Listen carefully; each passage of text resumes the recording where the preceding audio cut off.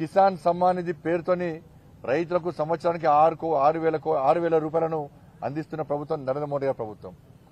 నిల్వ నీడలేని పేదలకు దాదాపు 4 కోట్ల మందికి ఈరోజు ప్రధానమంత్రి ఆవాస్ యోజన కింద ఇళ్ల నిర్మిస్తున్న ప్రభుత్వం భారతీయ జనతా పార్టీ ప్రభుత్వం. 80 కోట్ల మందికి పైగా ప్రధానమంత్రి గరీబ్ కళ్యాణ్ అన్న యోజన కింద ఉచితంగా రేషన్ అందిస్తున్న ప్రభుత్వం భారతీయ జనతా పార్టీ ప్రభుత్వం.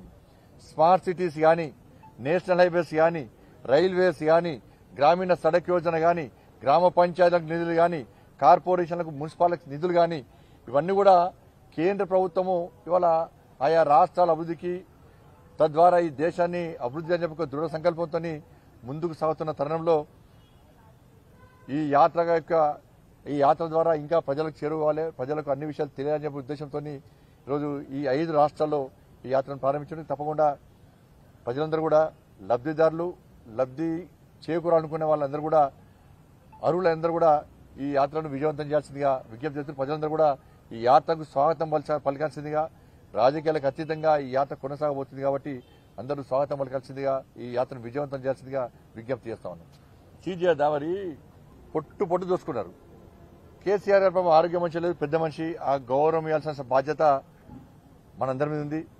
వారు త్వరగా కోలుకున్నారు, ఇంకా కోలుకోవాలని కూడా కోరుకుంటాం మేము. దాన్ని అనుకోకుండా వారికి ఫ్రాక్చర్ కావడం, చాలా మంది మానవత్వం ఉన్నటువంటి ప్రతి ఒక్కరు కూడా వాళ్ళ కేసీఆర్ గారు సంతోషంగా ఉండాలి, త్వరగా కోలుకోవాలని కోరుకోవడం జరిగింది. వాళ్ళు కోరుకుంటున్నారు కూడా. కేసీఆర్ గారి తప్ప వాళ్ళ కుటుంబ సభ్యులందరి పాస్పోర్ట్లు సీజ్ చేయాలి. గతంలో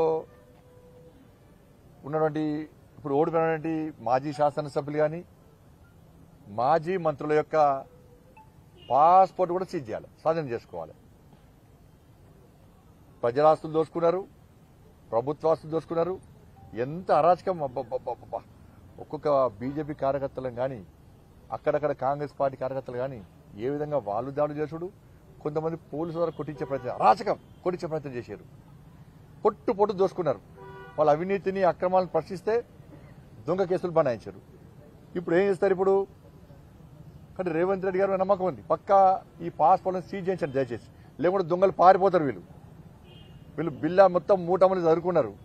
ఎక్కడ విచారణ ప్రారంభిస్తే తొందర దేశం వేరే దేశాల్లో వారిపోయే ప్రమాదం ఉంది. వీళ్ళు ఆ ప్లాన్ చేసుకున్నారు, గెలిచి ఉండాలి, గెలవకుండా పారిపోవాలి అని చెప్పండి. వాళ్ళ ఆస్తులను స్వాధీనం చేసుకోవాలి, అక్రమంగా సంపాదించిన ఆస్తులను స్వాధీనం చేసుకోవాలి. ముందుగా వాళ్ళు పారిపోకుండా వాళ్ళ పాస్పోర్ట్లు మాత్రం స్వాధీనం చేసుకోవాలి. పాస్పోర్ట్లను వీళ్ళే కాదు, ఇప్పుడు సీఎంఓలో పదవీ విరమణ పొందిన చాలా మంది అధికారులు అక్కడ అడ్డా బిటాయించి కేసీఆర్ కుటుంబానికి పైసలు సంపాదించి పెట్టడం, విపక్షానికి సంబంధించిన కార్యకర్తల మీద దాడులు చేయించడము, అక్రమ కేసులు బనాయించడం. కేసీఆర్ కుటుంబం ఏడికైనా పోతే సిరిసిల్లా కేసీఆర్ కొడుకు పోతుండంటే ఒక రాచమర్యాలు, అబ్బాబ్బా! ఇక భూమి మీద మొత్తం గాలిలో వేరు మూడదాకా, భూమిలో ఆకాశం నడిచిన ఇట్లా అడ్వాన్స్ గా భారతీయ జనతా పార్టీ కార్యకర్తలు 2వ మంది అరెస్ట్ చేస్తారు, గోడ నిర్మాణం చేస్తారు, లాఠీ చార్జ్ కేసులు. ఇప్పుడు ఏమయ్యా? ఇప్పుడు అన్ని ముసుకొని ఇట్లా పడ్డారు. ఇప్పుడు కాబట్టి వీళ్ళందరూ అక్కడ సీఎం ఆఫీస్లో కూడా చాలా మంది పదవీ విరమణ పొందిన అధికారులు ఇష్టానుసారంగా చట్టాన్ని చేతిలో తీసుకొని చట్టానికి వ్యతిరేకంగా వాళ్ళు ఏ విధంగా వ్యవహరించారో తెలంగాణ సమాజం చూసింది. వాళ్ళు పొట్టుపొట్టు సంపాదించుకున్న అధికారులు కొంతమంది 10,000 మంది అధికారులు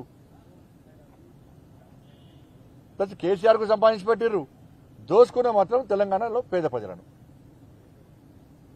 ఈ ఒక్కరిద్దరు అధికారులదే పోలీసులను చేతిలో పెట్టుకుని ఏ విధంగా అరాచకాలకు పాల్పడ్డారో మనం చూస్తాం ఇవాళ. కాబట్టి అక్కడ సీఎంఓ ఆఫీస్లో నుండి పదవీ విరమణ పొందిన కొంతమంది అధికారులు పారిపోవడానికి సిద్ధంగా ఉన్నారు. వాళ్ళ పాస్పోర్ట్ తీసుకోవాలి, వాళ్ళ పాస్పోర్ట్ స్వాధీనం చేసుకోవాలి. వీళ్ళు చేసుకుంటే తప్ప బుద్ధి రాదు. లేకుంటే వీళ్ళందరూ ఈ దొంగలు మూటాగా ఏర్పడి అందరూ బయటికి పారిపోవడానికి ప్రయత్నం చేస్తున్నారు, ప్లాన్ చేస్తున్నారు. నాకు పక్కా సమాచారం వచ్చింది. కాబట్టి ప్రభుత్వానికి, కాంగ్రెస్ పార్టీ ప్రభుత్వానికి నేను రిక్వెస్ట్ చేస్తున్నా, వెంటనే కేసీఆర్ మినహాయించి వాళ్ళ కుటుంబ సభ్యుల యొక్క పాస్పోర్ట్ స్వాధీనం చేసుకోండి. ఓడిపోయిన ఎమ్మెల్యేలు, బీఆర్ఎస్ పార్టీ ఎమ్మెల్యేలు, వాళ్ళ మాజీ మంత్రుల యొక్క పాస్పోర్ట్లను స్వాధీనం చేసుకోండి. సీఎంఓ ఆఫీసులో పదవీ విరమణ పొంది ఈ రోజు అరాచకాలు పాల్పడి పొట్టు అడ్డగోగా సంపాదించి కేసీఆర్ కుటుంబానికి సంపాదించినటువంటి ఆ పదవి విరమణ అధికారుల యొక్క పాస్పోర్ట్ స్వాధీనం చేసుకోండి, వాళ్ళ కుటుంబాల పాస్పోర్ట్ స్వాధీనం చేసుకోండి. ఏడబెట్టిరో పైసలు ఇవన్నీ అర్థం ఏడబెట్టిరో పైసలు. ఇవాళ ఒక ఆయన అంటాడు బంగారు పల్లెంలో పెట్టాట ప్రభుత్వాన్ని అప్పచెప్పారట. జీతాలు ఎందుకు ఇవ్వలే? ఫస్ట్ నాడు జీతాలు ఎందుకు ఇవ్వలే? బంగారు పల్లెంలో పెడితే పెన్షన్లు ఎందుకు ఇవ్వలే? మ్యాచింగ్ అంటే ఎందుకు ఇవ్వలే? దళితులకు 3 ఎకరాలు ఎందుకు ఇవ్వలే? నోటిఫికేషన్స్ ఎందుకు ఇవ్వలే? దళిత బంధు అందరికి ఎందుకు ఇవ్వలే? రుణమాఫీ ఎందుకు ఇవ్వలే? భూములమ్మి జీతాలు ఇచ్చే పరిస్థితి ఎందుకు వచ్చింది? దీని సమాధానం చెప్పు. అప్పుడు బంగారం పల్లెల్లో పెట్టినావా, ఇత్తడి పల్లెల్లో పెట్టినావా, ఇనుప పల్లెల్లో పెట్టినావా ప్రజలు ఆలోచిస్తారు. మీరు బంగారు పల్లెల్లో పెట్టిస్తే మీకు ఎందుకు ఈ గతి పడుతుంది? మీకు ప్రజలు ఎందుకు కూడా మాట చెప్తారు మీకు. కానీ ఇంకా అబద్దాలు మానతలేరు. బీఆర్ఎస్ పార్టీ వాళ్ళు ఇంకా అబద్దాలు మూమెంట్ చేస్తలేరు. ఆరితేరినారు అబద్దాలలో ఆరితేరినారు ఇక.